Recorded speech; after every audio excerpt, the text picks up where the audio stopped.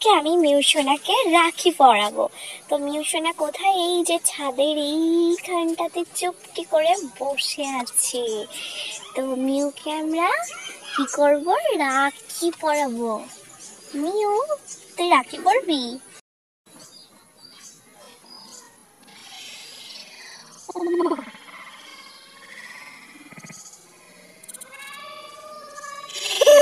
পরবি না?